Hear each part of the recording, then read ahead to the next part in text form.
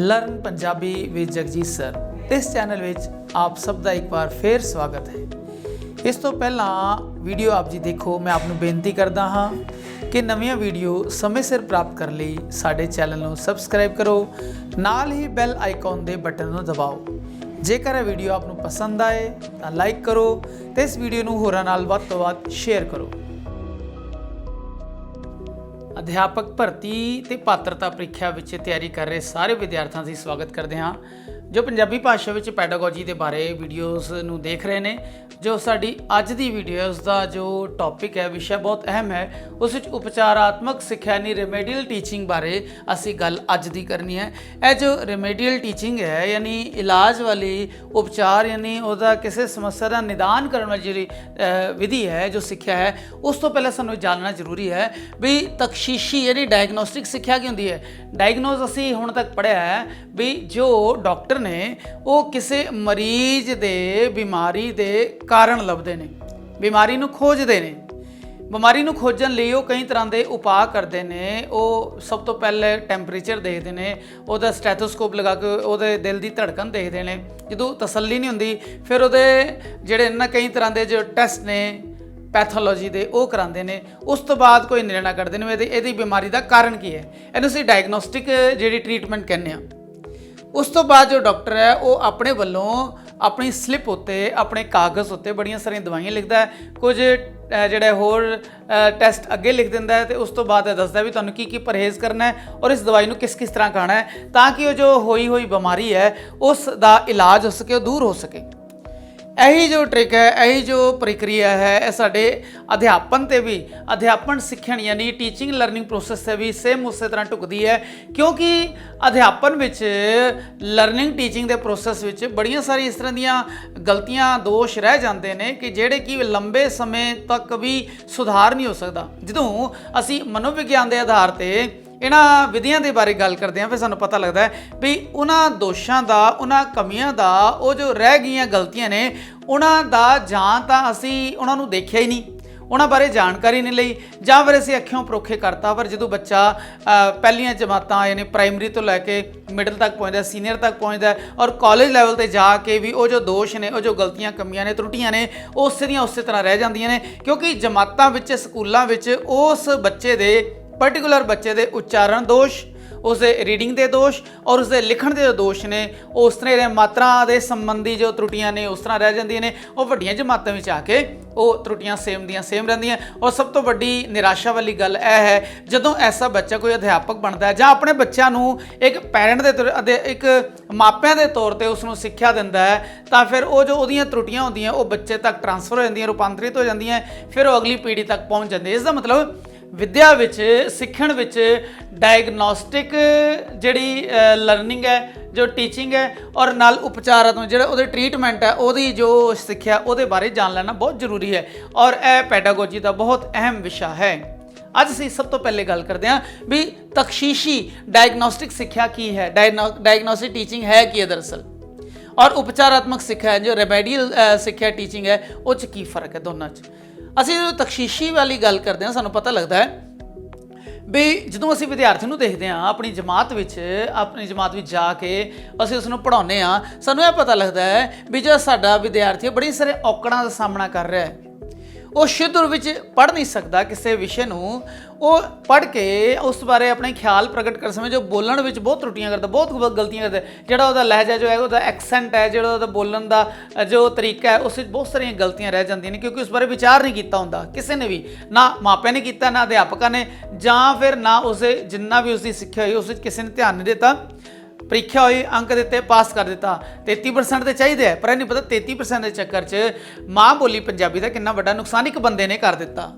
उस तो बाद बच्चा चंगा पढ़ नहीं सकता, शुद्ध रूप में बोल नहीं सकता और शुद्ध किसी आंसर नूं लिखना हो, उत्तर नूं लिखना हो या कोई निबंध लिखना हो, कोई पत्र लिखना हो तो बड़ियां सारियां गलतियां कर दिंदा है। वो जो गलतियां का पैटर्न है सारी उम्र ता उम्र उहदा सेम टू सेम रहिंदा है ते वो फिर उहदे लई शर्मिंदगी जिहड़ी नमोशी का कारण बनता है। इस करके ਕਈ ਵਾਰ ਤਾਂ ਉਸ ਨੂੰ ਸ਼ਬਦ ਜੋੜਾਂ ਦੇ ਨੇਮਾਂ ਬਾਰੇ ਨਹੀਂ ਪਤਾ ਹੁੰਦਾ, ਗਲਤ ਸ਼ਬਦ ਜੋੜਾਂ ਦੇ ਨੇਮ ਹੈ, ਸ਼ਬਦ ਜੋੜਾਂ ਦੇ ਨੇਮ ਬਾਰੇ ਆਪ ਜ਼ਰੂਰ ਇੱਕ ਵੀਡੀਓ ਦੇਖੋ ਤਾਂ ਕਿ ਪਤਾ ਲੱਗੇ ਬੱਚੇ ਕਿਹੜੀਆਂ ਤਰ੍ਹਾਂ ਦੀਆਂ ਗਲਤੀਆਂ ਕਰਦੇ ਨੇ। ਸ਼ਬਦ ਜੋੜਾਂ ਦੇ ਨੇਮ ਉਹ ਸਭ ਤੋਂ ਵੱਡੀ ਜੋ ਵਿਆਕਰਣ, ਜਿਸ ਨੂੰ ਕਿ ਭਾਸ਼ਾ ਦਾ ਮੂਲ ਕਿਹਾ ਜਾਂਦਾ, ਸ਼ੁੱਧ ਭਾਸ਼ਾ ਵਿਆਕਰਣ ਸਿੱਖਣ ਤੋਂ ਬਿਨਾਂ ਨਹੀਂ ਹੋ ਸਕਦੀ। ਜਦੋਂ ਅਸੀਂ ਪੰਜਾਬੀ ਭਾਸ਼ਾ ਦੀ ਗੱਲ ਕਰਦੇ ਹਾਂ ਸਾਨੂੰ ਪਤਾ ਲੱਗਦਾ ਬੱਚੇ ਦੇ ਸ਼ਬਦ ਜੋੜਾਂ 'ਚ ਗਲਤੀਆਂ ਨੇ, ਤਰੁੱਟੀਆਂ ਨੇ, ਔਰ ਬੱਚੇ ਦੇ ਵਿਆਕਰਣ ਦਾ ਜੋ ਆਧਾਰ ਹੈ ਉਹ ਬਹੁਤ ਜ਼ਿਆਦਾ ਵਿਗੜਿਆ ਹੋਇਆ ਹੈ, ਬਹੁਤ ਜ਼ਿਆਦਾ ਦੋਸ਼ਪੂਰਨ ਹੈ, ਔਰ ਉਸ ਨੂੰ ਆਪਣੀ ਭਾਸ਼ਾ ਦੇ ਪ੍ਰਯੋਗ ਸਮੇਂ ਵਿਆਕਰਣ ਦੀਆਂ ਗਲਤੀਆਂ ਕਰਕੇ, ਵਿਆਕਰਣ ਦੀ ਅਣਹੋਂਦ ਕਰਕੇ, ਜਾਂ ਵਿਆਕਰਣ ਦਾ ਤਰੁੱਟੀਪੂਰਨ ਗਿਆਨ ਹੋਣ ਕਰਕੇ, ਜਾਂ ਉਹਦਾ ਅਭਿਆਸ ਨਾ ਹੋਣ ਕਰਕੇ ਉਹਨੂੰ ਬੜੀਆਂ ਮੁਸ਼ਕਲਾਂ ਦਾ ਸਾਹਮਣਾ ਕਰਨਾ ਪੈਂਦਾ ਪ੍ਰਯੋਗ ਦੇ ਸਮੇਂ। ਹੁਣ ਇਹ ਜੋ ਔਕੜਾਂ ਨੇ ਇਹ ਛੋਟੀਆਂ ਔਕੜਾਂ ਨੇ, ਪਰੰਤੂ ਸਮੇਂ ਦੇ ਅੰਤਰਾਲ ਤੋਂ ਬਾਅਦ ਇਹ ਦੁਹਰਾ ਕੇ ਛੋਟੀਆਂ-ਮੋਟੀਆਂ ਜੋ ਔਕੜਾਂ ਨੇ ਇਹ ਦੋਸ਼ ਬਣ ਜਾਂਦੀਆਂ ਨੇ, ਦੋਸ਼ਾਂ ਵਿੱਚ ਬਦਲ ਜਾਂਦੀਆਂ। ਇਹ ਜੋ ਦੋਸ਼ ਹੈ ਫਿਰ ਉਸਦੇ ਮਾਨਸਿਕਤਾ ਵੀ ਸਥਾਈ ਹੋ ਜਾਂਦੇ, ਉਸਦੇ ਉਚਾਰਨ ਵਿੱਚ, ਉਸਦੇ ਵਾਚਨ ਵਿੱਚ, ਉਸਦੇ ਲੇਖਨ ਵਿੱਚ ਇਹ ਸਾਰੇ ਸਥਾਈ ਹੋ ਜਾਂਦੇ ਨੇ, ਫਿਰ ਇਹ ਅਮਿਟ ਹੋ ਜਾਂਦੇ ਨੇ। ਯਾਨੀ ਸਮੇਂ ਦੇ ਬਹੁਤ ਸਾਰੇ ਬੀਤਣ ਤੋਂ ਬਾਅਦ ਵੀ, ਸਮੇਂ ਦੇ ਬਹੁਤ ਸਾਰੇ ਪਲਟਾਅ ਤੋਂ ਬਾਅਦ ਵੀ ਉਹ ਜੋ ਬੱਚਾ ਹੈ ਜਦੋਂ ਆਪਣੀ ਉਮਰ ਦੇ ਅਗਲੇ ਪੜਾਵਾਂ ਤੇ ਪਹੁੰਚਦਾ ਹੈ ਤੇ ਉਹੀ ਜੋ ਗਲਤੀਆਂ ਉਹ ਸੇਮ ਟੂ ਸੇਮ ਆਪਣੀ ਯਾਦ ਵਿੱਚ, ਆਪਣੇ ਹਿਰਦੇ ਵਿੱਚ ਅਮਿਟ ਰੂਪ 'ਚ ਲਾ ਕੇ ਬੈਠਾ ਹੁੰਦਾ ਹੈ। ਇਹ ਜੋ ਦੋਸ਼ ਉਸਦੇ ਸਿੱਖਿਆ ਵਿੱਚ ਆ ਚੁੱਕੇ ਨੇ, ਇਹਨਾਂ ਨੂੰ ਦੋਸ਼ਾਂ ਨੂੰ ਦੂਰ ਕਰਨ ਦੇ ਦੋ ਤਰੀਕੇ ਨੇ। ਪਹਿਲੀ ਗੱਲ ਤਾਂ ਉਸਦੀ ਵਾਸਤਵਿਕਤਾ, ਉਸਦੀ ਅਸਲੀਅਤ ਕੀ ਹੈ, ਦੋਸ਼ਾਂ ਦੇ ਆਉਣ ਦਾ ਕਾਰਨ ਕੀ ਹੈ ਉਸ ਬਾਰੇ ਜਾਣਨਾ, ਔਰ ਦੂਜਾ ਉਸ ਕਾਰਨਾਂ ਨੂੰ ਕਰਕੇ ਉਹਨਾਂ ਦੀ ਖੋਜ ਕਰਕੇ ਉਹਨਾਂ ਦੇ ਉਪਾਅ ਦਾ ਜੋ ਇੰਤਜ਼ਾਮ ਕਰਨਾ, ਉਹਨਾਂ ਦੇ ਉਪਾਅ ਦੇ ਬਾਰੇ ਸੋਚਣਾ ਤੇ ਉਸ ਨੂੰ ਕ੍ਰਿਆਨਵਿਤ ਕਰਨਾ, ਉਸ ਨੂੰ ਐਕਟੀਵੇਟ ਕਰਨ ਤਾਂ ਕਿ ਉਸ ਦੀ ਦੋਸ਼ਾਂ, ਕਮੀਆਂ ਜਾਂ ਉਚਾਰਨ ਸੰਬੰਧੀ ਹੋਰ ਤਰੁੱਟੀਆਂ ਨੂੰ ਦੂਰ ਕੀਤਾ ਜਾ ਸਕੇ। ਜਦੋਂ ਅਸੀਂ ਤਖਸ਼ੀਸ਼ੀ ਯਾਨੀ ਡਾਇਗਨੋਸਟਿਕ ਸਿੱਖਿਆ ਬਾਰੇ ਜਾਂ ਰੈਮੇਡੀਅਲ ਯਾਨੀ ਉਪਚਾਰਾਤਮਕ ਸਿੱਖਿਆ ਬਾਰੇ ਗੱਲ ਕਰਦੇ ਹਾਂ, ਸਾਨੂੰ ਪਤਾ ਲੱਗਦਾ ਹੈ ਵੀ ਇਹ ਦੋਸ਼ ਦੂਰ ਕੀਤੇ ਹੋਣ ਜੋ ਕਿ ਅਸੀਂ ਤਖਸ਼ੀਸ਼ ਤੋਂ, ਡਾਇਗਨੋਸ ਤੋਂ ਅਸੀਂ ਪਤਾ ਲਗਾ ਲਿਆ ਵੀ ਇਸ ਨੂੰ ਪ੍ਰੋਬਲਮ ਹੈ, ਇਹਨੂੰ ਸ਼ਾਹ ਬੋਲਣਾ ਨਹੀਂ ਆਉਂਦਾ, ਇਹ ਬੱਚੇ ਨੂੰ ਜਿਹੜੇ ਸਿਹਾਰੀ ਔਰ ਬਿਹਾਰੀ ਦਾ ਫਰਕ ਨਹੀਂ ਪਤਾ ਚਾਹੀਦਾ, ਕਿਉਂਕਿ ਦੁਨੀਆ ਇੱਦਾਂ ਦੇ ਸ਼ਬਦਾਂ ਨੂੰ ਸਹੀ ਲਿਖ ਨਹੀਂ ਪਾਉਂਦਾ। ਇਹਦਾ ਮਤਲਬ ਉਹਨੂੰ ਮਾਤਰਾ ਦੇ ਸਪੈਲਿੰਗ ਯਾਨੀ ਵਰਤਨੀ ਬਾਰੇ, ਉਸ ਨੂੰ ਦੋਸ਼ਾਂ ਦੇ ਬਾਰੇ ਕੋਈ ਜ਼ਿਆਦਾ ਗਿਆਨ ਨਹੀਂ ਹੈ। ਜਦੋਂ ਉਹ ਬੱਚਾ ਕਿਸੇ ਗਲਤ ਭਾਸ਼ਾ, ਜਿੱਦਾਂ ਮੰਨ ਲਓ ਮਲਵਈ ਪ੍ਰਭਾਵ ਕਰਕੇ ਵੱਵੇ ਨੂੰ ਬੱਬਾ, ਬੱਬੇ ਨੂੰ ਬੱਬਾ ਬੋਲਦਾ, ਬੈਠ ਕੇ ਦੀ ਵੱਖੀ ਵਿੱਚ ਵੱਟਾ ਮਾਰਿਆ, ਜਦੋਂ ਇਹ ਬੋਲਦਾ ਸਾਨੂੰ ਪਤਾ ਵੀ ਜੋ ਸਟੈਂਡਰਡ ਬੋਲੀ ਉਹ 'ਚ ਹੈ ਵਹਿੜ ਕੇ ਦੀ ਵੱਖੀ ਵਿੱਚ ਵੱਟਾ ਮਾਰਿਆ। ਪਰੰਤੂ ਖੇਤਰੀ ਪ੍ਰਭਾਵ ਕਰਕੇ ਜਦੋਂ ਉਹ ਅਧਿਆਪਕ ਬਣਦਾ ਹੈ, ਅਧਿਆਪਕ ਲਈ ਇਹ ਪੂਰੀ ਸ਼ਰਤ ਹੈ ਵੀ ਉਹ ਮਿਆਰੀ ਭਾਸ਼ਾ ਹੀ ਬੋਲੇ, ਉਹ ਸਟੈਂਡਰਡ ਭਾਸ਼ਾ ਹੀ ਬੋਲੇ, ਉਹ ਟਕਸਾਲੀ ਭਾਸ਼ਾ ਹੀ ਬੋਲੇ। ਪਰੰਤੂ ਉਹ ਜੋ ਟਕਸਾਲੀ ਭਾਸ਼ਾ ਤੋਂ ਵਿਰਵਾ ਜੋ ਅਧਿਆਪਕ ਹੈ, ਜਦੋਂ ਉਹ ਆਪਣਾ ਆਂਚਲਿਕ ਬੋਲੀ, ਆਪਣੀ ਜੋ ਰੀਜਨਲ ਡਾਇਲੈਕਟ ਦਾ ਜੋ ਲੈ ਕੇ ਆਪਣੀ ਜਮਾਤ ਵਿੱਚ ਜਾਂਦਾ ਹੈ, ਜਿਹੜੇ ਬੱਚੇ ਉਹਦੇ ਕੋਲ ਸਿੱਖਦੇ ਆ ਤੇ ਫਿਰ ਉਹ ਜੋ ਉਪ ਬੋਲੀ ਦਾ ਪ੍ਰਭਾਵ ਉਹਦੀ ਟਕਸਾਲੀ ਬੋਲੀ ਨੂੰ ਢੱਕ ਲੈਂਦਾ, ਇਸ ਦਾ ਨੁਕਸਾਨ ਸਾਹਿਤ ਰੂਪ ਨੂੰ ਹੁੰਦਾ। ਜਦੋਂ ਬੱਚਾ ਉੱਤਰ ਲਿਖਦਾ ਤਾਂ ਅਸੀਂ ਫਟਾਫਟ ਉਸ ਨੂੰ ਪੁਆਇੰਟ ਆਊਟ ਕਰਦੇ ਹਾਂ ਵੀ ਇਹ ਤਾਂ ਤੂੰ ਗਲਤ ਲਿਖਿਆ, ਬਾਬੇ ਜਗ੍ਹਾ ਬੱਬਾ ਲਿਖਿਆ, ਜਾਂ ਇਸ ਤਰ੍ਹਾਂ ਦੀ ਹੋਰ ਗਲਤੀਆਂ। ਮੈਂ ਕਿਸੇ ਡਾਇਲੈਕਟ ਨੂੰ ਦੋਸ਼ੀ ਨਹੀਂ ਠਹਿਰਾ ਰਿਹਾ, ਪਰੰਤੂ ਮੈਂ ਟਕਸਾਲੀ ਭਾਸ਼ਾ, ਸ਼ੁੱਧ ਭਾਸ਼ਾ, ਮਿਆਰੀ ਭਾਸ਼ਾ ਦੀ ਗੱਲ ਕਰ ਰਿਹਾ, ਜਿਹੜੀ ਕਿ ਸਾਡੀ ਸਟੈਂਡਰਡ ਪਹਿਲੇ ਤੋਂ ਸਾਹਿਤ ਦੀ ਭਾਸ਼ਾ ਬਣੀ ਹੋਈ ਹੈ। ਹੁਣ ਇਹ ਦੋਸ਼ ਦੂਰ ਕੀਤੇ ਬਿਨਾ ਜੋ ਸਾਡੀ ਭਾਸ਼ਾ ਪ੍ਰਭਾਵਸ਼ਾਲੀ ਨਹੀਂ ਹੋ ਸਕਦੀ ਔਰ ਸਾਡਾ ਸਾਰਥਕਤਾ ਨਹੀਂ ਆ ਸਕਦੀ ਉਸ ਵਿੱਚ, ਉਹ ਸਾਡੀ ਸਾਹਿਤਕ ਬੋਲੀ ਨਹੀਂ। ਜਦੋਂ ਕੋਈ ਬੱਚਾ, ਕੋਈ ਵਿਦਿਆਰਥੀ ਪੜ੍ਹ ਲਿਖ ਕੇ ਸਮਾਜ ਵਿੱਚ ਜਾਂਦਾ ਹੈ ਤਾਂ ਉਹ ਚੰਗਾ ਬੋਲ ਸਕਦਾ ਹੋਵੇ, ਉਸਦੇ ਸ਼ਬਦ ਚੋਣ ਹੈ, ਸ਼ਬਦਾਂ ਦਾ ਜੋ ਪ੍ਰਵਾਹ ਹੈ ਔਰ ਜੋ ਸ਼ਬਦਾਂ ਦਾ ਜੋ ਪ੍ਰੋਪਰ ਚੋਣ ਹੈ ਉਹ ਪ੍ਰਭਾਵਸ਼ਾਲੀ ਹੋਣੀ ਚਾਹੀਦੀ ਹੈ, ਉਹ ਤਰੁੱਟੀਪੂਰਨ ਨਹੀਂ ਹੋਣੀ ਚਾਹੀਦੀ। ਇਸ ਕਰਕੇ ਇਹਨਾਂ ਦੋਸ਼ਾਂ ਨੂੰ ਦੂਰ ਕੀਤੇ ਬਿਨਾ ਭਾਸ਼ਾ ਨੂੰ ਬੱਚੇ ਦੀ, ਅਧਿਆਪਕ ਦੀ ਜਾਂ ਹੋਰ ਸਮਾਜ ਦੇ ਜਿੰਨੇ ਪੰਜਾਬੀ ਬੋਲਣ ਵਾਲੇ ਉਸ ਨੂੰ ਪ੍ਰਭਾਵਸ਼ਾਲੀ ਤੇ ਸਾਰਥਕ ਨਹੀਂ ਬਣਾਇਆ ਜਾ ਸਕਦਾ। ਇਸ ਕਰਕੇ ਤਖਸ਼ੀਸ਼ੀ ਯਾਨੀ ਡਾਇਗਨੋਸਟਿਕ ਸਿੱਖਿਆ ਤੋਂ ਬਾਅਦ, ਉਸ ਦੀ ਜਾਣਕਾਰੀ ਲੈਣ ਤੋਂ ਬਾਅਦ ਸਾਨੂੰ ਇੱਥੇ ਪਹੁੰਚਣਾ ਹੀ ਪਏਗਾ। ਸਾਨੂੰ ਦੋਸ਼ ਤੇ ਪਤਾ ਲੱਗੇ, ਉਸਦੇ ਕਾਰਨ ਤੇ ਪਤਾ ਲੱਗੇ, ਪਰੰਤੂ ਉਸ ਬਾਰੇ ਅਸੀਂ ਕੁਝ ਕੀਤਾ ਹੀ ਨਹੀਂ। ਇਸ ਦਾ ਮਤਲਬ ਉਹ ਜੋ ਤਖਸ਼ੀਸ਼ ਹੈ, ਜੋ ਡਾਇਗਨੋਸਟ ਹੈ ਸਾਡਾ, ਉਹਦਾ ਸਾਨੂੰ ਕੋਈ ਲਾਭ ਨਹੀਂ, ਜਿੱਦ ਤੱਕ ਉਸਦਾ ਉਪਚਾਰ, ਉਹਦਾ ਇਲਾਜ ਹੀ ਨਹੀਂ ਹੋਏਗਾ। ਹੁਣ ਜੋ ਅਧਿਆਪਕ ਹੈ ਉਹ ਜਮਾਤ ਵਿੱਚ ਜਾਂਦਾ ਤਾਂ ਉਹਨੂੰ ਇਹ ਜਾਣਨਾ ਚਾਹੀਦਾ, ਉਸ ਨੂੰ ਖੋਜ ਦਾ ਵਿਸ਼ਾ ਹੋਣਾ ਚਾਹੀਦਾ ਹੈ ਕਿ ਮੇਰੇ ਵਿਦਿਆਰਥੀ ਦਾ ਸਿੱਖਣ ਪੱਧਰ ਕੀ ਹੈ। ਜੋ ਮੇਰੇ ਵਿਦਿਆਰਥੀ ਨੇ, ਜਿਹੜੀ ਜਮਾਤ 'ਚ ਬੈਠ, ਜਿਹੜਾ ਕਲੈਕਟਿਵ ਯਾਨੀ ਜੋ ਸਮੂਹ ਹੈ ਮੇਰੀ ਜਮਾਤ ਦਾ, ਉਹਦਾ ਜੋ ਸਿੱਖਣ ਪੱਧਰ ਹੈ ਉਹ ਕੀ ਹੈ। ਜਦੋਂ ਮੈਂ ਡਿਕਟੇਸ਼ਨ ਲਵਾਂ ਕਿ ਮੇਰੇ ਬੱਚੇ ਡਿਕਟੇਸ਼ਨ ਨੂੰ ਯਾਨੀ ਬੋਲ ਲਿਖਤ ਨੂੰ ਚੰਗੀ ਤਰ੍ਹਾਂ ਸਮਝ ਕੇ ਉਸ ਨੂੰ ਲਿਖ ਲੈਂਦੇ ਨੇ, ਉਹ 'ਚ ਕਿਤੇ ਸਾਰਿਆਂ ਦੀ ਸਾਮੂਹਿਕ ਤਰੁੱਟੀਆਂ ਇੱਕੋ ਵਰਗੀਆਂ ਤੇ ਨਹੀਂ। ਇਸ ਕਰਕੇ ਜਦੋਂ ਅਧਿਆਪਕ ਜਮਾਤ ਵਿੱਚ ਜਾਂਦਾ ਉਹਨੂੰ ਆਪਣੇ ਵਿਦਿਆਰਥੀਆਂ ਦਾ ਸਿੱਖਣ ਪੱਧਰ ਪਤਾ ਹੋਣਾ ਚਾਹੀਦਾ ਹੈ ਔਰ ਉਹਨੂੰ ਇਹ ਪਤਾ ਹੋਣਾ ਚਾਹੀਦਾ ਕਿ ਮੇਰੀ ਜਮਾਤ ਵਿੱਚ ਜੋ ਪ੍ਰਗਤੀ ਹੈ, ਯਾਨੀ ਮੈਂ ਅੱਜ ਜਮਾਤ ਵਿੱਚ ਆਇਆ, ਅੱਜ ਤੋਂ ਮਹੀਨੇ ਬਾਅਦ, ਅੱਜ ਤੋਂ 6 ਮਹੀਨੇ ਬਾਅਦ, ਜਦੋਂ ਸਾਲਾਨਾ ਪ੍ਰੀਖਿਆ ਸਮੇਂ ਇਹਨਾਂ ਬੱਚਿਆਂ ਦੇ ਵਿਵਹਾਰ, ਇਹਨਾਂ ਦੇ ਬੱਚਿਆਂ ਦੇ ਬੋਲ, ਲੇਖ, और याद विच जो सब कौशल ने इस विच की बदलाव है, की प्रगति आई है, ਇਹ ਅਧਿਆਪਕ ਨੂੰ ਜਿਹੜਾ ਆਪਣੀ ਜਾਣਕਾਰੀ ਵਿੱਚ ਹੋਣਾ ਚਾਹੀਦਾ, ਉਹਦੀ ਜਾਂਚ ਵਿੱਚ ਹੋਣਾ ਚਾਹੀਦਾ ਕਿ ਮੇਰੀ ਜਮਾਤ ਵਿੱਚ ਵਿਦਿਆਰਥੀਆਂ ਦਾ ਸਿੱਖਣ ਪੱਧਰ ਕੀ ਹੈ ਔਰ ਉਸ ਦੀਆਂ ਜੋ ਪ੍ਰਗਤੀ ਨੇ ਉਹ ਔਕੜਾਂ ਜੋ ਕਮੀਆਂ ਨੇ, ਜੋ ਦੋਸ਼ ਨੇ, ਤਰੁੱਟੀਆਂ ਨੇ, ਉਹਨਾਂ ਦੀ ਪ੍ਰਗਤੀ ਵਿੱਚ ਕੀ ਔਕੜਾਂ ਨੇ। ਮੈਂ ਇੱਕ ਅਧਿਆਪਕ, ਇੱਕ ਜ਼ਿੰਮੇਵਾਰ ਅਧਿਆਪਕ ਹੋਣ ਦੇ ਨਾਤੇ ਉਸ ਨੂੰ ਦੂਰ ਕਰਾਂ। ਇਹ ਅਧਿਆਪਕ ਦਾ ਇੱਕ ਉਸ ਦੀ ਜਾਣਕਾਰੀ 'ਚ ਹੋਣਾ ਚਾਹੀਦਾ। ਹੁਣ ਜਦੋਂ ਅਸੀਂ ਤਖਸ਼ੀਸ਼ੀ ਤੋਂ ਬਾਅਦ ਅੱਗੇ ਆਉਂਦੇ ਤਾਂ ਸਾਨੂੰ ਪਤਾ ਲੱਗਦਾ ਲੱਛਣਾਂ ਦੇ ਆਧਾਰ 'ਤੇ ਜੋ ਵਿਦਿਆਰਥੀਆਂ ਦੇ ਭਿੰਨ ਦੋਸ਼ ਹੁੰਦੇ ਆ। ਇਸ ਤਰ੍ਹਾਂ ਸੰਖੇਪ ਵਿੱਚ ਅਸੀਂ ਕਹਿ ਸਕਦੇ ਹਾਂ ਤਖਸ਼ੀਸ਼ੀ ਸਿੱਖਿਆ, ਜੋ ਡਾਇਗਨੋਸਟਿਕ ਸਿੱਖਿਆ ਸਾਡੀ ਹੈ, ਉਹਦਾ ਜੋ ਪ੍ਰਕਿਰਿਆ ਹੈ ਉਸ ਵਿੱਚ ਲੱਛਣਾਂ ਦੇ ਆਧਾਰ 'ਤੇ ਵਿਦਿਆਰਥੀਆਂ ਦੇ ਜੋ ਭਿੰਨ ਦੋਸ਼ ਨੇ, ਕਿਹੜੇ ਦੋਸ਼ ਉਚਾਰਨ ਸੰਬੰਧੀ, ਲੇਖਣ ਸੰਬੰਧੀ, ਵਾਚਨ ਸੰਬੰਧੀ, ਇਹ ਜੋ ਭਿੰਨ ਦੋਸ਼ ਨੇ, ਉਹਨਾਂ ਵਿੱਚ ਜੋ ਕਠਿਨਾਈਆਂ ਉਸ ਨੂੰ ਆ ਰਹੀਆਂ ਹੈ ਆਪਣੀ ਪੰਜਾਬੀ ਦੀ ਪ੍ਰਕਿਰਿਆ, ਸਿੱਖਣ ਦੀ ਪ੍ਰਕਿਰਿਆ ਵਿੱਚ, ਉਹ ਸਮੱਸਿਆ ਕਿਹੜੀਆਂ ਨੇ ਔਰ ਸਮੱਸਿਆ ਦਾ ਕਾਰਨ ਕੀ ਹੈ, ਇਸ ਦਾ ਗਿਆਨ ਹੋਣਾ ਲਾਜ਼ਮੀ ਹੈ ਜਾਂ ਇਹ ਗਿਆਨ ਹੁੰਦਾ ਹੈ ਸਾਡੀ ਤਖਸ਼ੀਸ਼ੀ ਸਿੱਖਿਆ ਯਾਨੀ ਡਾਇਗਨੋਸਟਿਕ ਟੀਚਿੰਗ ਦੇ ਨਾਲ। ਜਦੋਂ ਅਸੀਂ ਡਾਕਟਰ ਨੇ ਕਿਸੇ ਰੋਗ ਦੇ ਕਾਰਨਾਂ ਨੂੰ ਦੇਖ ਲਿਆ, ਉਸ ਨੂੰ ਲੱਭ ਲਿਆ, ਉਸ ਬਾਰੇ ਜਾਣ ਲਿਆ, ਫਿਰ ਡਾਕਟਰ ਦਾ ਜੋ ਅਗਲਾ ਕੰਮ ਹੈ ਉਸ ਦਾ ਨਿਵਾਰਨ, ਉਸ ਰੋਗ ਦਾ ਨਿਵਾਰਨ ਹੈ।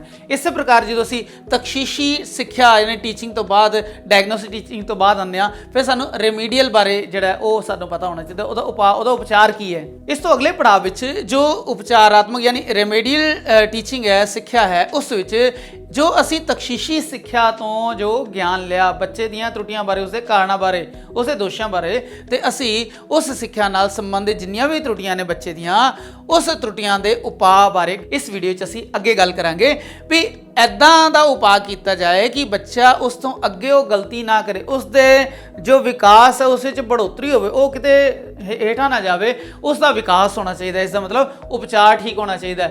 ਇਸ ਉਪਚਾਰਾਤਮਕ ਸਿੱਖਿਆ ਵਿੱਚ ਜੋ ਅਧਿਆਪਕ ਹੈ ਉਹ ਉਚਿਤ, ਪ੍ਰਭਾਵਸ਼ਾਲੀ, ਸਫਲ ਵਿਧੀ ਦਾ ਨਿਰਮਾਣ ਕਰ ਸਕੇ। ਮੰਨ ਲਓ ਮੇਰੇ ਕੋਲ ਵਿਧੀਆਂ ਨੇ, ਬੜੀਆਂ ਸਾਰੀ ਵਿਧੀ ਦੀ ਵੀ ਅਸੀਂ ਗੱਲ ਕਰਾਂਗੇ ਵੀ ਮੇਰੇ ਕੋਲ ਬਹੁਤ ਸਾਰੀਆਂ ਵਿਧੀਆਂ ਨੇ, ਮੇਰੀ ਜੋ ਲੈਕਚਰ ਵਿਧੀ, ਵਿਖਿਆਨ ਵਿਧੀ ਕੰਮ ਨਹੀਂ ਕਰ ਰਹੀ, ਫਿਰ ਮੈਂ ਬੱਚੇ ਨੂੰ ਕੋਈ ਹੋਰ ਵਿਧੀ ਦਾ ਪ੍ਰਯੋਗ ਕਰਾਂ, ਫਿਰ ਮੈਂ ਉਹਨੂੰ ਲੇਖਣ ਵਿਧੀ ਦਾ ਪ੍ਰਯੋਗ ਕਰਾਂ ਜਾਂ ਕੋਈ ਹੋਰ ਵਿਧੀ ਜਿਹੜੀ ਕਿ ਬੱਚਿਆਂ ਦੇ ਲੈਵਲ ਦੀ ਹੋਵੇ।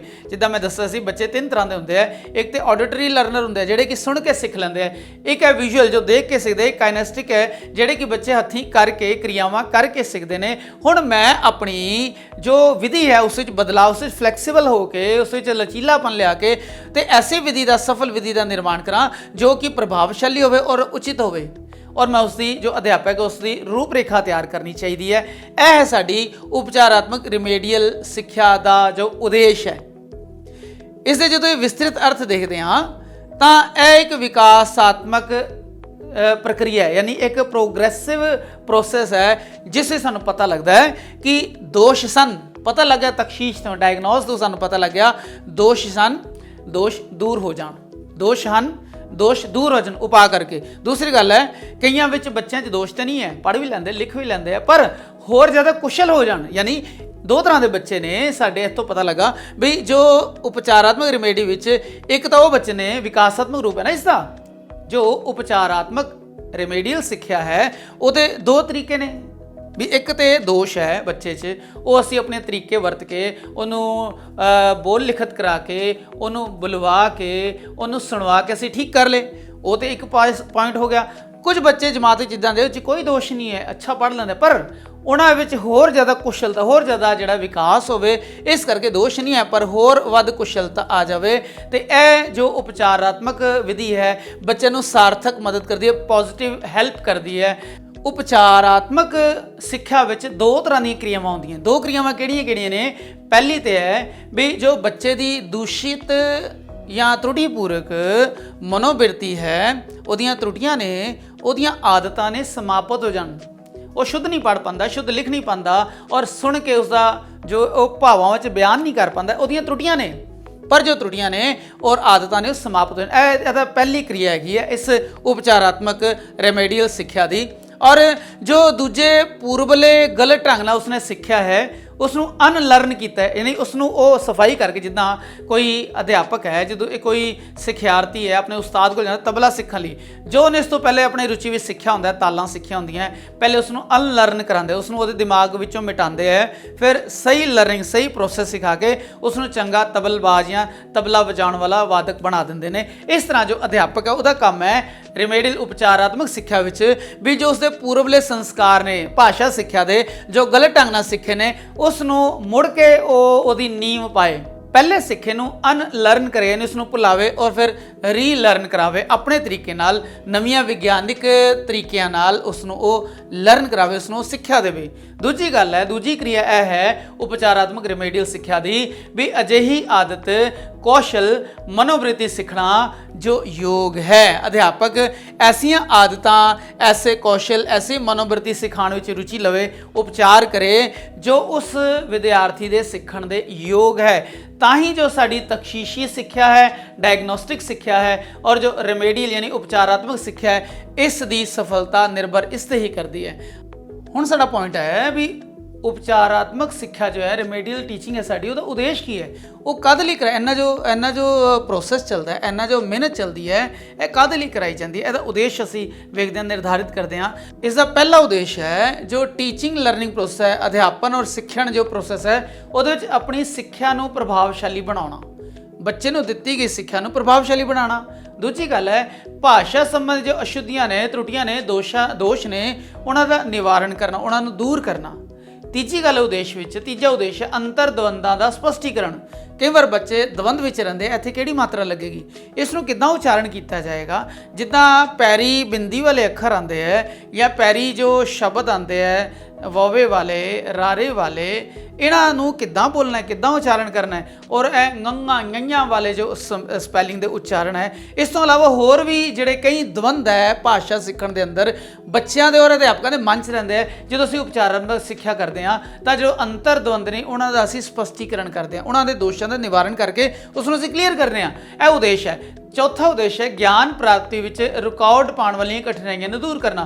जो भी रुकावटां ने बच्चे की जमात में जो शुद्ध पंजाबी सीखण विच रुकावटां पाਉਂਦੀਆਂ, शुद्ध व्याकरण सीखण च रुकावट पाਉਂਦੀਆਂ ने, उन्हां कठिनाइयां नूं दूर करना। और पंजवीं गल है कौशलों की सिखलाई की प्रक्रिया। इसे तुहानूं जाण लेना जरूरी है भी पंजाबी भाषा के 4 उद्देश ने, पंजाबी भाषा के 4 कौशल ने, पंजाबी भाषा के 4 उद्देश ने, पंजाबी भाषा के 4 कौशल ने।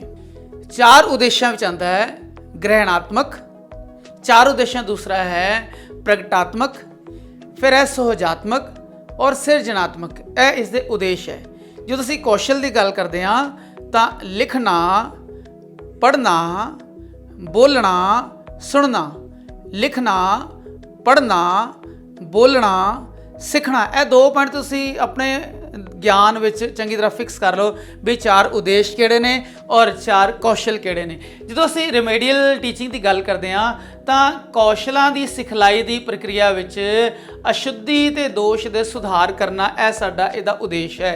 कौशलों की सिखलाई प्रक्रिया विच यानी ये 4 कौशल नाल नाल चलते हैं ते अशुद्धियां ते दोषां का निवारण करना। अगला इसका उद्देश्य है शख्सियत नाल संबंधी तत्तां दा उचित ते योग दिशा वल विकास। जो बच्चे की परसनैलिटी है उसका विकास करना, उस किहड़ी रुकावटां ने असी उस दी रुकावटां दूर करके उसनूं शख्सियत के जिन्ने भी तत्त ने उन्हां सारिਆਂ ਦਾ विकास करना। विद्यार्थियों को अवेसलेपन तो सुचेत करना, यानी विद्यार्थी अणजाणे विच ही कितनी सारियां गलतियां करते हैं, जो उन्होंने रोक के उन्होंने सर्कल करके अंडरलाइन करके रोक के टोक के उनकी गलती दस जिन्होंने कि वो अनजाने तौर पर ही करते आ रहे हैं, फिर सुचेत हो जाते हैं, फिर अगे तो अगली बार तो गलती नहीं करते। पर उन्होंने अवेसलेपन तो सुचेत करना यह बहुत on the time on the spot प्रक्रिया है उसे समय, और ऐसी तरीके ना समझाना कि बच्चा अगे तो गलती ना करे। यह अध्यापक के कौशल पर निर्भर है। अगली गल है समाज में सार्थक योगदान दे योग बनाना, यानी जो उपचारात्मक यानी रेमेडियल टीचिंग है वह यह सब तो बड़ा उद्देश्य है कि बच्चे नूं समाज में सार्थक योगदान पाउण दे अनुकूल बना देना। ਇਸ ਤੋਂ ਬਾਅਦ ਅਸੀਂ ਗੱਲ ਕਰ ਰਹੇ ਹਾਂ ਉਪਚਾਰਾਤਮਕ ਸਿੱਖਿਆ ਜੋ ਰੈਮੇਡੀਅਲ ਟੀਚਿੰਗ ਹੈ, ਉਹਦੇ ਵਿੱਚ ਪੰਜਾਬੀ ਅਧਿਆਪਨ ਵਿੱਚ ਉਪਚਾਰੀ ਵਿਧੀਆਂ ਕਿਹੜੀਆਂ ਨੇ ਔਰ ਕਿਸ ਤਰ੍ਹਾਂ ਉਹਦਾ ਉਪਚਾਰ ਕੀਤਾ ਜਾਂਦਾ ਹੈ। ਜਿਹੜੇ ਵੀ ਦੋਸ਼ ਨੇ, ਜਿਹੜੀਆਂ ਵੀ ਤਰੁੱਟੀਆਂ ਨੇ, ਜੋ ਵੀ ਕਮੀਆਂ ਨੇ ਬੱਚਿਆਂ ਦੀ ਸਿੱਖਿਆ ਵਿੱਚ, ਲਰਨਿੰਗ ਔਰ ਟੀਚਿੰਗ ਦੇ ਪ੍ਰੋਸੈਸ ਵਿੱਚ ਜਿਹੜੀਆਂ ਕਮੀਆਂ ਰਹਿ ਜਾਂਦੀਆਂ ਨੇ, ਉਹਨਾਂ ਦੀ ਕਿਹੜੀਆਂ ਉਪਚਾਰੀ ਵਿਧੀਆਂ ਅਪਣਾਈਆਂ ਜਾਂਦੀਆਂ ਨੇ। Remedial methods of teaching of Punjabi ਵਿੱਚ ਇਹ ਉਪਚਾਰੀ ਵਿਧੀਆਂ ਕਿਹੜੀਆਂ ਨੇ। ਸਭ ਤੋਂ ਪਹਿਲੇ ਅਸੀਂ ਅਲੱਗ-ਅਲੱਗ 4 ਰੂਪਾਂ ਨੂੰ ਦੇਖਦੇ ਹਾਂ। ਪਹਿਲੀ ਹੈ ਸਮੂਹਿਕ ਉਪਚਾਰ ਵਿਧੀ, ਯਾਨੀ ਇੱਕ ਜਮਾਤ ਹੈ, ਇੱਕ ਜਮਾਤ ਵਿੱਚ ਜੋ ਵੀ ਬੱਚੇ, ਉਹ ਪੂਰਾ ਸਮੂਹ ਹੈ। ਇੱਕ ਅਧਿਆਪਕ ਦਾ ਜੋ ਪਹਿਲਾ ਵਾਸਤਾ ਪੈਂਦਾ ਉਹ ਪੂਰੇ ਸਮੂਹ ਨਾਲ ਪੈਂਦਾ ਹੈ।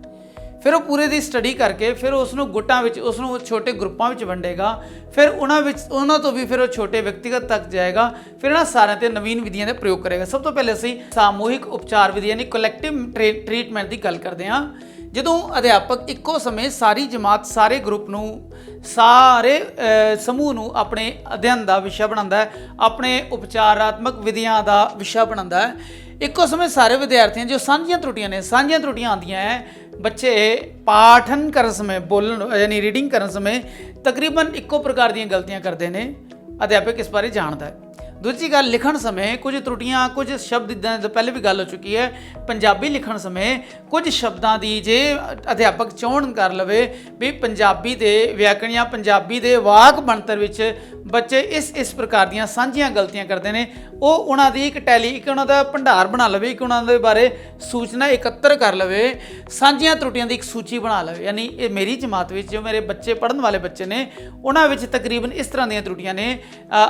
ਵਿਆਕਰਣ ਵਿੱਚ, ਪਾਠ ਪੜ੍ਹਨ ਵਿੱਚ, ਉੱਤਰ ਦੇਣ ਵਿੱਚ, ਨਿਬੰਧਾਤਮਕ ਪ੍ਰਸ਼ਨ ਕਰਨ ਦੇ ਵਿੱਚ, MCQ ਯਾਨੀ ਬਹੁ ਵਿਕਲਪੀ ਪ੍ਰਸ਼ਨ ਕਰਨ ਦੇ ਵਿੱਚ, ਇਹ ਚੀਜ਼ਾਂ, ਇਹ ਤਰੁੱਟੀਆਂ ਰਹਿ ਗਈਆਂ ਨੇ, ਉਹਨਾਂ ਦੀ ਸੂਚੀ ਬਣਾ ਲਵੇ। ਫਿਰ ਉਹਨਾਂ ਦੇ ਆਧਾਰ 'ਤੇ ਬਲੈਕ ਬੋਰਡ ਜਾਂ ਜੋ ਵੀ ਵਾਈਟ ਜਾਂ ਗ੍ਰੀਨ ਬੋਰਡ ਕਲਾਸ ਵਿੱਚ ਉਪਲਬਧ ਹੈ, ਉਸ ਉੱਤੇ ਲਿਖ ਕੇ ਜਾਂ ਪੁਸਤਕ ਵਿੱਚੋਂ ਉਹਨਾਂ ਦੇ ਵਾਚਨ 'ਤੇ ਕੰਮ ਕਰੇ, ਉਹਨਾਂ ਦੇ ਲੇਖਣ ਬਾਰੇ ਗੱਲ ਕਰੇ, ਔਰ ਸਪੈਸ਼ਲੀ ਜੋ ਵਿਸ਼ੇਸ਼ ਤੌਰ 'ਤੇ ਧਿਆਨ ਦੇਵੇ ਸ਼ਬਦ ਜੋੜਾਂ ਵੱਲ, ਵਿਆਕਰਣ ਵੱਲ, ਤੇ ਉਸਦੇ ਸ਼ੁੱਧ ਨਮੂਨੇ ਪੇਸ਼ ਕਰਕੇ ਬੱਚਿਆਂ ਨੂੰ ਉਸ ਦਾ ਅਨੁਕਰਨ ਕਰਾਵੇ, ਉਸ ਨੂੰ ਫੋਲੋ ਕਰਨ ਨੂੰ ਕਹੇ। ਇਸ ਤਰ੍ਹਾਂ ਉਹ ਬੱਚਿਆਂ ਦੀਆਂ ਤਰੁੱਟੀਆਂ ਦਾ ਨਿਵਾਰਣ ਜਾਂ ਦੋਸ਼ ਨਿਵਾਰਨ ਕਰਦਾ। ਇਸ ਨੂੰ ਅਸੀਂ ਸਮੂਹਿਕ ਉਪਚਾਰ ਵਿਧੀ ਕਹਿੰਦੇ ਹਾਂ। ਦੁਬਾਰਾ ਸੁਣ ਲਈਏ, ਜਦੋਂ ਪੂਰੀ ਜਮਾਤ ਨੂੰ ਇੱਕ ਸਮੂਹ ਦੇ ਤੌਰ 'ਤੇ ਲੈ ਕੇ ਉਹਨਾਂ ਵਿਚਲੀਆਂ ਜੋ ਸਾਂਝੀਆਂ ਆਦਤਾਂ ਨੇ, ਤਰੁੱਟੀਆਂ ਦੀਆਂ, ਦੋਸ਼ਾਂ ਦੀਆਂ, ਕਮੀਆਂ ਦੀਆਂ, ਉਹਨਾਂ ਨੂੰ ਲੈ ਕੇ ਪਹਿਲੇ ਉਸ ਦਾ ਡਾਟਾ ਤਿਆਰ ਕਰੇ, ਉਸ ਦਾ ਅੰਕੜੇ ਤਿਆਰ ਕਰੇ, ਉਹ ਸ਼ਬਦ ਚੁਣੇ, ਉਹ ਵਿਸ਼ੇ ਚੁਣੇ ਜਿੱਥੇ ਬੱਚੇ ਉਸ ਦੀ ਜਮਾਤ ਵਿੱਚ ਗਲਤੀਆਂ ਕਰਦੇ ਨੇ। ਫਿਰ ਉਹਨਾਂ ਦਾ ਉਪਚਾਰ ਕਰੇ, ਯਾਨੀ ਬਲੈਕ ਬੋਰਡ 'ਤੇ, ਵਾਈਟ ਬੋਰਡ 'ਤੇ, ਜਾਂ ਫਿਰ ਆਪਣੀ ਪੁਸਤਕ ਵਿੱਚੋਂ ਲਿਖ ਕੇ ਉਹਨਾਂ ਦਾ ਵਾਚਨ, ਲੇਖਨ, ਸਪੈਸ਼ਲੀ ਖਾਸ ਤੌਰ 'ਤੇ ਸ਼ਬਦ ਜੋੜ, ਵਿਆਕਰਣ, ਇਹਨਾਂ ਦੇ ਸ਼ੁੱਧ ਸਰੂਪ ਤਿਆਰ ਕਰਕੇ ਬੱਚੇ ਨੂੰ ਉਸ ਦਾ ਅਨੁਕਰਨ ਕਰਨ ਨੂੰ ਕਹੇ, ਉਸ ਦੇ ਵਰਗਾ, ਉਸ ਦੇ ਮਗਰ ਕੰਮ ਕਰਨ ਨੂੰ ਕਹੇ। ਇਸ ਨੂੰ ਅਸੀਂ ਕਹਿੰਦੇ ਹਾਂ ਅਨੁਗਮਨ ਕਰਨਾ, ਉਸ ਨੂੰ ਕਾਪੀ ਕਰਨਾ। ਅਗਲੀ ਜੋ ਵਿਧੀ ਹੈ ਉਹ ਗੁੱਟ ਉਪਚਾਰ ਦੀ ਵਿਧੀ ਹੈ। ਇੱਕ ਜਮਾਤ ਹੈ, ਉਸ ਵਿੱਚ ਮੈਨੂੰ ਪਤਾ ਹੈ ਇਹ ਤਾਂ ਬ੍ਰਿਲੀਅੰਟ ਬੱਚੇ। ਜਿੱਦਾਂ ਮੈਂ ਆਪਣੀ ਕਲਾਸ ਵਿੱਚ ਕੀ ਕਰਦਾ, ਮੈਂ ਆਪਣੀ ਕਲਾਸ ਵਿੱਚ ਜਦੋਂ ਵੀ ਨਵਾਂ ਸੈਸ਼ਨ ਸ਼ੁਰੂ ਹੁੰਦਾ ਹੈ, ਉਸ ਵਿੱਚ ਮੈਂ ਬੱਚਿਆਂ ਦੇ ਅੰਕਾਂ ਦੇ ਆਧਾਰ 'ਤੇ, ਜਦੋਂ ਅੰਕ ਜਿਹੜੇ ਹੈ, ਕਈ ਵਾਰ ਜ਼ਿਆਦਾਤਰ ਬੱਚਿਆਂ ਦੀ ਬੌਧਿਕ ਸਤਰ ਨੂੰ ਬਿਆਨ ਕਰਦੇ ਨੇ। ਜਿਹੜੇ ਟੌਪ ਦੇ 6-7 ਬੱਚੇ ਜਿਨ੍ਹਾਂ ਦੇ ਕੁਸ਼ਲਤਾ ਹੈ ਲਿਖਣ ਵਿੱਚ, ਬੋਲਣ ਵਿੱਚ, ਸੁਣਨ ਵਿੱਚ, ਔਰ ਜੋ ਅਭਿਵਿਅਕਤੀ ਉਹਨਾਂ ਦੀ ਬਹੁਤ ਅੱਛੀ ਹੈ, ਲਿਖਾਈ ਬੜੀ ਅੱਛੀ ਹੈ, ਉਹਨਾਂ ਦੇ ਮੈਂ 7 ਗਰੁੱਪ, 8 ਗਰੁੱਪ ਬਣਾ ਲੈਂਦਾ। ਉਸ ਤੋਂ ਬਾਅਦ ਸੈਕਿੰਡ ਕੈਟਾਗਰੀ ਮੈਂ ਦੇਖਦਾ। ਸੈਕਿੰਡ ਕੈਟਾਗਰੀ ਹੈ ਜਿਹੜੇ ਕਿ B ਗ੍ਰੇਡ ਦੇ ਬੱਚੇ ਨੇ। B ਗ੍ਰੇਡ ਦੇ ਬੱਚੇ, ਉਹਨਾਂ ਦੇ ਅੰਡਰ ਇੱਕ ਬੱਚਾ, 7-8 ਬੱਚੇ, ਉਹਨਾਂ ਵਿੱਚੋਂ ਛੱਡ ਕੇ ਇਸ ਤਰ੍ਹਾਂ ਰੱਖਦੇ ਹਾਂ ਆਪਾਂ। ਉਸ ਤੋਂ ਬਾਅਦ ਜੋ ਨਾਰਮਲ ਬੱਚੇ, ਬਿਲੋ ਨਾਰਮਲ ਬੱਚੇ, ਉਹ ਸਾਰੇ ਬੱਚੇ ਬਰਾਬਰ ਹਰ ਤਰ੍ਹਾਂ ਦੇ ਗਰੁੱਪ ਵਿੱਚ ਵੰਡ ਕੇ ਇੱਕ ਗਰੁੱਪ ਬਣ ਜਾਂਦਾ। ਉਹਨਾਂ ਦਾ ਇੱਕ ਟੀਮ ਲੀਡਰ ਬਣਾ ਦਿੰਦੇ ਆਪਾਂ। ਉਸ ਤੋਂ ਬਾਅਦ ਇੱਕ ਉਹਦਾ ਸਹਾਇਕ ਬਣਾ ਦਿੰਦੇ ਹਾਂ, ਸੈਕਿੰਡ ਟੀਮ ਲੀਡਰ ਬਣਾ ਦਿੰਦੇ ਹਾਂ। ਉਸ ਨਾਲ ਕੀ ਹੁੰਦਾ ਹੈ ਕਿ ਉਹ ਜੋ ਟੀਮ ਲੀਡਰ ਵਿੱਚ ਟੌਪ ਦੇ ਬੱਚੇ ਨੇ, ਉਹ ਆਪਣੇ ਬੱਚਿਆਂ 'ਤੇ ਜੋ ਅਧਿਆਪਕ ਦੇ ਪੂਰਾ ਸਹਿਯੋਗ ਕਰਦੇ ਨੇ, ਔਰ ਜੋ ਅਧਿਆਪਕ ਹੈ ਉਹ ਗੁੱਟਾਂ ਦੇ ਵਿੱਚ ਕੰਮ ਕਰਦਾ ਹੈ। ਇੱਕ ਗੁੱਟ ਵਿੱਚ ਗਿਆ, ਜਿੱਦਾਂ ਅਸੀਂ ਕਹਿੰਦੇ ਟੀਮ ਲੀਡਰ 1, ਟੀਮ ਲੀਡਰ 2, ਇਸ ਤਰ੍ਹਾਂ ਅਸੀਂ ਪਹਿਲੇ ਦੂਜੇ ਟੀਮ ਲੀਡਰ ਦੇ ਜਦੋਂ ਅਸੀਂ ਸੰਬੋਧਨ ਕਰਦੇ ਹਾਂ ਤਾਂ ਉਹ ਪੂਰੀ ਟੀਮ ਅਲਰਟ ਹੋ ਜਾਂਦੀ, ਪੂਰਾ ਗਰੁੱਪ ਅਲਰਟ ਹੋ ਜਾਂਦੇ ਆ। ਹੁਣ ਜੋ ਅਧਿਆਪਕ ਹੈ ਉਹ ਆਪਣੀ ਜਮਾਤ ਵਿੱਚ ਐਸੇ ਇੱਕ ਗਰੁੱਪ 'ਤੇ ਵਿਅਕਤੀਗਤ ਤੌਰ 'ਤੇ ਧਿਆਨ ਦੇ ਕੇ ਉਹਨਾਂ ਦੀਆਂ ਜੋ ਕਮੀਆਂ ਨੇ, ਉਹਨਾਂ ਬੱਚਿਆਂ ਦੇ ਰਾਹੀਂ, ਜਦੋਂ ਬੱਚੇ ਗਰੁੱਪ 'ਚ ਆਪ ਕੰਮ ਕਰਦੇ ਨੇ, ਉਦੋਂ ਬੱਚੇ ਜ਼ਿਆਦਾ ਸੁਚੇਤ ਹੁੰਦੇ, ਉਦੋਂ ਬੱਚੇ ਆਪਣੀਆਂ ਗਲਤੀਆਂ ਨੂੰ ਛੇਤੀ ਪਕੜਦੇ ਨੇ। ਤੇ ਐਸੀ ਜੋ ਵਿਧੀ ਹੈ, ਜਿੱਦਾਂ ਮੈਂ ਇਹ ਆਪਣੀ ਜਮਾਤ ਵਿੱਚ ਅਪਣਾਉਣਾ, ਤੇ ਗੁੱਟ ਉਪਚਾਰ ਇਸ ਨੂੰ ਕਿਹਾ ਜਾਂਦਾ ਹੈ। ਭਾਸ਼ਾਈ ਤਰੁੱਟੀਆਂ ਦੀ ਪ੍ਰਵਿਰਤੀ, ਬਈ ਕੋਈ ਬੱਚਾ ਲਿਖਣ ਵਿੱਚ ਕਮਜ਼ੋਰ ਹੈ, ਕੋਈ ਬੱਚਾ ਵਾਚਨ ਵਿੱਚ ਯਾਨੀ ਪਠਨ ਵਿੱਚ ਜਿਹੜਾ ਬੱਚੇ ਦੀਆਂ ਬੜੀਆਂ ਸਾਰੀਆਂ ਗਲਤੀਆਂ, ਅਸੀਂ ਗਲਤੀਆਂ ਦਾ ਜੋ ਸਾਧਾਰਨ ਪੈਟਰਨ ਸਾਧਾਰਨ ਪ੍ਰਕਾਰ ਦੇਖ ਕੇ ਉਹਨਾਂ ਦੇ ਆਧਾਰ ਤੇ ਬੱਚਿਆਂ ਦੇ ਅਲੱਗ-ਅਲੱਗ ਗਰੁੱਪ ਜਾਂ ਗੁੱਟ ਬਣਾ ਸਕਦੇ ਹਾਂ ਤੇ ਭਾਸ਼ਾਈ ਤਰੁੱਟੀਆਂ ਦੀ ਪ੍ਰਵਿਰਤੀ ਯਾਨੀ ਆਦਤ ਦੇ ਹਿਸਾਬ ਤੇ ਗੁੱਟ ਬਣਾਏ ਜਾਣ। ਹਰੇਕ ਗੁੱਟ ਵਿੱਚ ਜੋ ਉਸਦੀਆਂ ਜੋ ਵਿਸ਼ੇਸ਼ ਅਸ਼ੁੱਧੀਆਂ ਨੇ, ਜਿੱਦਾਂ ਮੇਰਾ ਇੱਕ ਗਰੁੱਪ ਹੋਏਗਾ ਪਾਠਨ ਤਰੁੱਟੀਆਂ ਦਾ ਯਾਨੀ ਵਾਚਨ ਤਰੁੱਟੀਆਂ ਦਾ, ਉਸ ਵਿੱਚ ਉਹ ਬੱਚੇ ਸ਼ਾਮਲ ਹੋਣਗੇ ਜਿਹੜੇ ਕਿ ਆਪਣੇ ਲਹਿਜੇ ਵਿੱਚ ਜੋ ਪਠਨ ਵਿੱਚ ਬਹੁਤ ਸਾਰੀਆਂ ਗਲਤੀਆਂ ਕਰਦੇ, ਰੁਕਦੇ ਆ, ਅਟਕਦੇ ਆ ਔਰ ਉਹਨਾਂ ਦਾ ਜੋ ਫਲੋ ਹੈ, ਜੋ ਬਹਾਵ ਹੈ ਪੂਰੀ ਤਰ੍ਹਾਂ ਠੀਕ ਨਹੀਂ ਹੈ।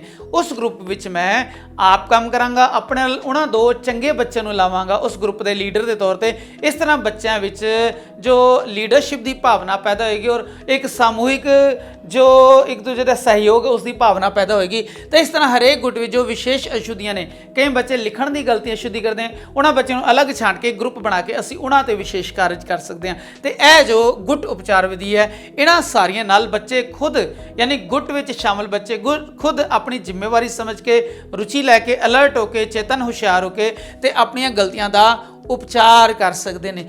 ਇਹ ਜੋ ਉਪਚਾਰ ਹੈ ਇਹ ਵਿਸ਼ੇਸ਼ ਅਸ਼ੁੱਧੀਆਂ ਦਾ ਉਪਚਾਰ ਹੈ ਔਰ ਗੁੱਟ ਦਾ ਉਪਚਾਰ ਹੈ। ਉਸ ਤੋਂ ਬਾਅਦ ਜੋ ਸਾਡਾ ਤੀਸਰਾ ਟੌਪਿਕ ਆਉਂਦਾ ਹੈ ਉਹ ਹੈ ਵਿਅਕਤੀਗਤ ਯਾਨੀ ਇੰਡੀਵਿਜੂਅਲ ਵਿਧੀ ਹੈ। ਇਹ ਮੈਥਡ ਹੈ ਜਿਸ ਵਿੱਚ ਮੈਂ ਪਹਿਲੇ ਪੂਰੀ ਜਮਾਤ ਨੂੰ ਪੜ੍ਹਾਇਆ, ਉਸ ਦੀਆਂ ਅਸ਼ੁੱਧੀਆਂ ਸਾਂਝੇ ਤੌਰ ਤੇ ਜਿਹੜੀਆਂ ਉਹਦੀਆਂ ਠੀਕ ਕੀਤੀਆਂ, ਉਸ ਦਾ ਜੋ ਅਧਿਆਪਕ ਹੈ ਉਹ ਅਸ਼ੁੱਧੀਆਂ ਦੇ ਵਰਗੀਕਰਨ ਕਰਕੇ ਉਹਨਾਂ ਦੇ ਅਲੱਗ-ਅਲੱਗ ਗਰੁੱਪ ਬਣਾਏਗਾ ਕੌਸ਼ਲਾਂ ਦੇ ਆਧਾਰ ਤੇ, ਜੋ ਕਮੀਆਂ ਠੀਕ ਹੋ ਜਾਣਗੀਆਂ। ਅਗਲੀ ਜੋ ਵਿਅਕਤੀਗਤ ਇੰਡੀਵਿਜੂਅਲ ਵਿਧੀ ਹੈ, ਹੁਣ ਉਹਨਾਂ ਗਰੁੱਪਾਂ ਵਿੱਚ ਜੋ ਬੱਚੇ ਇਹਨਾਂ ਵਿਧੀਆਂ ਦੇ ਦੁਆਰਾ ਅੱਛਾ ਪਰਫਾਰਮੈਂਸ, ਅੱਛਾ ਵਿਖਾਵਾ ਨਹੀਂ ਕਰ ਪਾਉਂਦੇ, ਫਿਰ ਉਹਨਾਂ ਬੱਚਿਆਂ ਤੱਕ ਸਪੈਸ਼ਲ ਤੌਰ ਤੇ ਸਮਾਂ ਕੱਢ ਕੇ ਜਾਂ ਸਮੇਂ ਦੇ ਸਲੋਟ ਵਿੱਚੋਂ ਸਮਾਂ ਕੱਢ ਕੇ ਉਹਨਾਂ ਬੱਚਿਆਂ ਤੇ ਵਿਸ਼ੇਸ਼ ਆਪਣਾ ਧਿਆਨ ਦੇ ਸਕਦਾ ਹੈ। ਇਹ ਜੋ ਵਿਅਕਤੀਗਤ ਇੰਡੀਵਿਜੂਅਲ ਵਿਧੀ ਹੈ, ਹਰੇਕ ਵਿਦਿਆਰਥੀ ਦੇ ਆਪਣੀਆਂ ਮੈਰਿਟ ਔਰ ਡੀਮੈਰਿਟਸ ਹੁੰਦੀਆਂ। ਅਸੀਂ ਉਹਨਾਂ ਦੇ ਡੀਮੈਰਿਟਸ ਲੱਭ ਕੇ ਉਹਨਾਂ ਦੀ ਜੋ ਨਵੇਂ ਕੀ ਨੇ ਉਹਦੀ ਪਰਸਨਲ, ਜਿੱਦਾਂ ਕਈ ਬੱਚੇ ਹੈ, ਜਿੱਦਾਂ ਇੱਕ ਬੱਚਾ ਹੈ ਉਹ ਵਾਹ ਨੂੰ ਬਾ ਬੋਲਦਾ ਹੈ, ਬਾ ਨੂੰ ਵਾਹ ਬੋਲਦਾ ਹੈ। ਇੱਕ ਬੱਚਾ ਮੇਰੀ ਕਲਾਸ ਜਦੋਂ ਬੋਲਦਾ ਪੜ੍ਹਦਾ, ਲੋਕੀ ਬੱਚੇ ਉਸ 'ਤੇ ਹੱਸਦੇ ਨੇ ਕਿਉਂਕਿ ਉਹ ਵਾਹ ਨੂੰ ਬਾ ਨੂੰ ਵਾਹ ਬੋਲਦਾ ਹੈ। ਹੁਣ ਮੈਨੂੰ ਪਤਾ ਹੈ ਇਹ ਉਸ ਦੀ ਭਾਸ਼ਾਈ ਜੋ ਜਿਸ ਇਲਾਕੇ ਵਿੱਚੋਂ ਆਇਆ ਹੈ, ਮਾਲਵੇ ਦੇ ਇਲਾਕੇ ਵਿੱਚੋਂ, ਜਿਸ ਪਰਿਵਾਰ ਵਿੱਚੋਂ ਹੈ, ਉਸ ਵਿੱਚ ਇਹ ਜੋ ਇੱਕ ਆਦਤ ਹੈ, ਇੱਕ ਪ੍ਰਵਿਰਤੀ ਹੈ ਇਸ ਤਰ੍ਹਾਂ ਦੇ ਬੋਲਣ ਦੀ। ਹੁਣ ਜੋ ਅਧਿਆਪਕ ਹੈ ਉਸ ਬੱਚੇ ਨੂੰ ਸਪੈਸ਼ਲ ਨਿੱਜੀ ਤੌਰ ਤੇ, ਵਿਅਕਤੀਗਤ ਤੌਰ ਤੇ ਉਸ ਬੱਚੇ ਦੇ ਇਹ ਜੋ ਕਿਉਂਕਿ ਉਹਨੂੰ ਸਟੈਂਡਰਡ ਭਾਸ਼ਾ ਸਿੱਖਣੀ ਹੈ, ਮਲਵਈ ਭਾਸ਼ਾ, ਮਲਵਈ ਐਕਸੈਂਟ ਕੋਈ ਬੁਰਾ ਨਹੀਂ ਹੈ, ਪਰੰਤੂ ਉਹਨੂੰ ਭਾਸ਼ਾਈ ਮਿਆਰ ਤੇ ਲੈ ਕੇ ਟਕਸਾਲੀ ਬੋਲੀ ਤੱਕ ਲੈ ਕੇ, ਇਸ ਕਰਕੇ ਉਸ ਦੇ ਵਾਚਨ ਵਿੱਚੋਂ, ਉਸ ਦੇ ਪਠਨ ਵਿੱਚੋਂ ਅਸੀਂ ਇਹ ਤਰੁੱਟੀ ਦੂਰ ਕਰਨ ਲਈ, ਉਹਦੀ ਨਵੇਕਲੀ, ਉਹਦੀ ਡਿਫਰੈਂਟ ਹੈ, ਉਹਦੀ ਪਰਸਨਲ ਹੈ, ਇਸ ਤਰੁੱਟੀ ਨੂੰ ਦੂਰ ਕਰਨ ਲਈ ਅਸੀਂ ਵਿਅਕਤੀਗਤ ਗਾਈਡੈਂਸ ਦਿੰਦੇ ਹਾਂ, ਵਿਅਕਤੀਗਤ ਵਿਧੀ ਅਪਣਾ ਸਕਦੇ ਹਾਂ। ਇਸ ਤਰ੍ਹਾਂ ਹੋਰ ਵੀ ਕਈ ਗਲਤੀਆਂ ਨੇ, ਜਿੱਦਾਂ ਬੱਚੇ ਮੇਰੀ ਜਮਾਤ ਵਿੱਚ ਊੜੇ ਐੜੇ ਜੋ 35 ਅੱਖਰੀ ਹੈ ਉਹਦੀ ਬਨਾਵਟ ਵਿੱਚ ਜਿਹੜੀਆਂ ਉਹ ਦੋਸ਼ ਲਿਆਉਂਦੇ ਨੇ। ਇਸ ਕਰਕੇ ਜੋ ਬਨਾਵਟ ਹੈ ਠੀਕ ਨਹੀਂ ਹੋ ਪਾਉਂਦੀ, ਬੱਚੇ ਦੀ ਲਿਖਾਈ ਗੰਦੀ ਹੋ ਜਾਂਦੀ ਹੈ। ਜਦੋਂ ਵਾਕ ਬਣਾਉਂਦੇ ਕਿਉਂਕਿ ਅੱਖਰ ਦੇ ਬਨਾਵਟੀ ਤਰੁੱਟੀ ਹੈ, ਇਸ ਕਰਕੇ ਉਹਦੇ ਵਾਕਾਂ ਦੀ ਬਨਾਵਟੀ ਵਿੱਚ ਤਰੁੱਟੀ ਪੈਦਾ ਹੋ ਜਾਂਦੀ ਹੈ। ਉਸ ਬੱਚੇ ਨੂੰ ਅਲੱਗ ਤੌਰ ਤੇ ਬਿਠਾ ਕੇ, ਅਲੱਗ ਤੌਰ ਤੇ ਬੁਲਾ ਕੇ, ਪਰਸਨਲੀ ਯਾਨੀ ਵਿਅਕਤੀਗਤ ਤੌਰ ਤੇ ਉਸ ਨੂੰ ਸਲਾਹ ਦੇ ਕੇ ਉਸ ਦੇ ਅੱਖਰਾਂ ਦੀ ਬਨਾਵਟ ਨੂੰ ਠੀਕ ਕੀਤਾ ਜਾ ਸਕਦਾ, ਤਾਂ ਕਿ ਉਸ ਦੀ ਸੁਲੇਖ ਯਾਨੀ ਉਸ ਦੀ ਲਿਖਾਈ ਵਿੱਚ ਸੁਧਾਰ ਲਿਆਂਦਾ ਜਾ ਸਕੇ। ਅਸੀਂ ਇਸ ਤਰ੍ਹਾਂ ਹਰੇਕ ਬੱਚੇ ਜੋ ਆਪਣੀ ਨਵੇਕਲੀ ਤਰੁੱਟੀ ਹੈ ਉਸ ਨੂੰ ਵਿਅਕਤੀਗਤ ਤੌਰ ਤੇ ਧਿਆਨ ਦੇ ਕੇ ਉਸ ਦੀ ਵਿਅਕਤੀਗਤ ਸਮੱਸਿਆ ਦਾ ਨਿਵਾਰਨ ਕਰਦੇ ਹਾਂ। ਬੱਚਾ ਬੋਲਣ ਵਿੱਚ, ਸੁਣਨ ਵਿੱਚ, ਲਿਖਣ ਵਿੱਚ ਔਰ ਪੜ੍ਹਨ ਵਿੱਚ ਕੁਸ਼ਲ ਹੋ ਜਾਵੇ। ਇਸ ਤਰ੍ਹਾਂ ਅਸੀਂ ਉਹਦੀ ਕੁਸ਼ਲਤਾ ਨੂੰ, ਉਹਦੇ ਕੌਸ਼ਲ ਨੂੰ ਵਧਾ ਸਕਦੇ ਹਾਂ। ਇਹ ਹੈ ਪੰਜਾਬੀ ਦੀ ਜੋ ਤੀਜੀ ਉਪਚਾਰ ਵਿਧੀ। ਉਸ ਤੋਂ ਬਾਅਦ ਅਸੀਂ ਕੁਝ ਨਵੀਨ ਵਿਧੀਆਂ ਦਾ ਉਪਯੋਗ ਕਰਦੇ ਹਾਂ। ਇਹ ਤੇ ਸਾਰਾ ਗਰੁੱਪ ਦੇ ਆਧਾਰ ਤੇ। ਹੁਣ ਨਵੀਨ ਵਿਧੀਆਂ ਦਾ ਪ੍ਰਯੋਗ ਬੱਚੇ ਦੀਆਂ ਭਾਸ਼ਾਈ ਤਰੁੱਟੀਆਂ ਜਾਣਨ ਤੇ ਸੋਧਣ ਲਈ ਅਸੀਂ ਇਸ ਪ੍ਰਕਾਰ ਦੀਆਂ ਨਵੀਨ ਵਿਧੀਆਂ ਦਾ ਪ੍ਰਯੋਗ ਕਰ ਸਕਦੇ ਹਾਂ। ਇੱਥੇ ਬਿਲਕੁਲ ਟੈਕਨੀਕਲ ਗੱਲ ਆ ਜਾਂਦੀ ਹੈ, ਬਿਲਕੁਲ ਤਕਨੀਕੀ ਗੱਲ ਆ ਜਾਂਦੀ ਹੈ। ਪਹਿਲੀ ਗੱਲ ਹੈ ਉਪਚਾਰ ਕੇਂਦਰ, ਜਿਹੜੇ ਅੱਛੇ ਸਕੂਲ ਨੇ, ਜੋ ਅੱਛੀਆਂ ਯੂਨੀਵਰਸਿਟੀਆਂ ਨੇ, ਜਾਂ ਫਿਰ ਜੋ ਅੱਛੇ ਖੇਤਰ ਨੇ ਜੋ ਭਾਸ਼ਾਈ ਤਰੁੱਟੀਆਂ ਨੂੰ ਦੂਰ ਕਰਨ ਵਿੱਚ ਮਕੈਨੀਕਲ ਜਾਂ ਤਕਨੀਕੀ ਸਾਧਨਾਂ ਦੀ ਵਰਤੋਂ ਕਰਦੇ ਨੇ, ਉੱਥੇ ਉਪਚਾਰ ਕੇਂਦਰਾਂ ਦੀ ਸਥਾਪਨਾ ਹੁੰਦੀ ਹੈ। ਰੈਮੇਡੀਅਲ ਕਲੀਨਿਕ ਹੁੰਦੇ ਹੈ ਜਿੱਥੇ ਮਕੈਨੀਕਲ ਤੇ ਇਲੈਕਟ੍ਰੋਨਿਕ ਯੰਤਰ ਲਗਾਏ ਨੇ।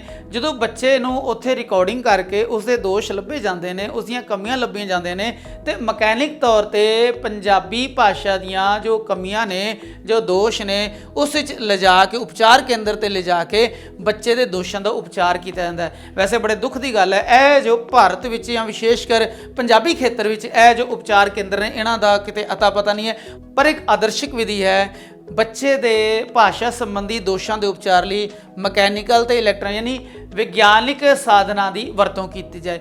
ਨਵੀਨ ਵਿਧੀਆਂ ਦੇ ਉਪਯੋਗ ਵਿੱਚ ਜੋ ਦੂਜੀ ਵਿਧੀ ਹੈ ਉਹ ਹੈ ਉਪਚਾਰੀ ਸਿੱਖਿਆ ਵਿਧੀ ਯਾਨੀ ਰੈਮੇਡੀਅਲ ਟੀਚਿੰਗ ਮੈਥਡਸ। ਇਹਨਾਂ ਵਿੱਚ ਕੀ ਹੁੰਦਾ ਹੈ ਕਿ ਜੋ ਬੱਚੇ ਨੇ ਉਹਨਾਂ 'ਚ ਵਿਅਕਤੀਗਤ ਭਿੰਨਤਾ ਹੁੰਦੀ ਹੈ, ਉਹਨਾਂ ਦੀਆਂ ਕਮਜ਼ੋਰੀਆਂ ਦੀ ਪਹਿਲੇ ਪਛਾਣ ਡਾਇਗਨੋਸ ਕੀਤਾ ਜਾਂਦਾ ਹੈ, ਤਖਸ਼ੀਸ਼ ਕੀਤੀ ਜਾਂਦੀ ਹੈ। ਉਸ ਤੋਂ ਬਾਅਦ ਵਿਅਕਤੀਗਤ ਅਧਿਆਪਨ ਪ੍ਰਕਿਰਿਆ ਸ਼ੁਰੂ ਹੁੰਦੀ ਹੈ। ਇਸ ਜੋ ਸਪੈਸ਼ਲ ਜਗ੍ਹਾ ਤੇ ਸਪੈਸ਼ਲ ਤਰੀਕੇ ਨਾਲ, ਖਾਸ ਤਰੀਕੇ ਨਾਲ ਉਸ ਉਸ ਬੱਚੇ ਦੀਆਂ ਤਰੁੱਟੀਆਂ ਪਛਾਣ ਕੇ ਵਿਅਕਤੀਗਤ ਅਧਿਆਪਨ ਪ੍ਰਕਿਰਿਆ ਹੁੰਦੀ ਹੈ। ਇਹਦੀਆਂ ਜੋ 5 ਵਿਧੀਆਂ ਨੇ ਅਸੀਂ ਉਸ ਬਾਰੇ ਇਸ ਤੋਂ ਅੱਗੇ ਗੱਲ ਕਰਦੇ ਹਾਂ।